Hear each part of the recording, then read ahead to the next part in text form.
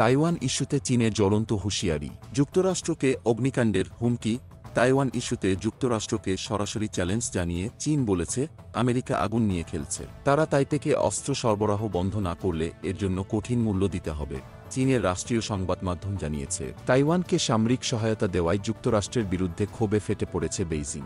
চীনের ভাষায় এই কর্মকাণ্ড এক চীন নীতির লঙ্ঘন। এমনকি ৩টি চীন মার্কিন যৌথ বিবৃতিকেও অমান্য করেছে যুক্তরাষ্ট্র। সম্প্রতি হোয়াইট হাউস $৭১.৩ মিলিয়ন সামরিক সহায়তা এবং $২৯৫ মিলিয়ন অস্ত্র বিক্রির অনুমোদন দিয়েছে। এর প্রতিক্রিয়ায় চীন হুঁশিয়ারি দিয়ে বলেছে, তাইওয়ানের স্বাধীনতাকে সহায়তা করা মানে আগুন নিয়ে খেলা। এর ফলে যুক্তরাষ্ট্রকে চরম মূল্য দিতে হবে। চীনের পররাষ্ট্র মন্ত্রণালয়ের মুখপাত্র আরও বলেন, যুক্তরাষ্ট্রের এমন বিপজ্জনক পদক্ষেপ তাইওয়ান প্রণালীতে শান্তি ও স্থিতিশীলতাকে ধ্বংস করবে। আমরা আমাদের জাতীয় সার্বভৌমত্ব এবং আঞ্চলিক অখণ্ডতাকে রক্ষার জন্য সব ধরনের ব্যবস্থা নিতে প্রস্তুত। চীনের গ্লোবাল টাইমস জানিয়েছে, যুক্তরাষ্ট্র অবিলম্বে তাইওয়ানের প্রতি অস্ত্র সহায়তা বন্ধ না করলে এটি চীন মার্কিন সম্পর্কের ওপর বিধ্বংসী প্রভাব ফেলবে। তবে যুক্তরাষ্ট্রের তাইওয়ানে সামরিক সহায়তা নতুন নয়। এর আগেও চলতি মাসে আমেরিকা তাইওয়ানের কাছে $৩৮৬ মিলিয়ন অস্ত্র বিক্রির অনুমোদন দিয়েছিল। এমন উত্তেজনাপূর্ণ পরিস্থিতিতে তাইওয়ান ইস্যুতে চীন ও যুক্তরাষ্ট্রের সম্পর্ক কোথায় গিয়ে ঠেকে,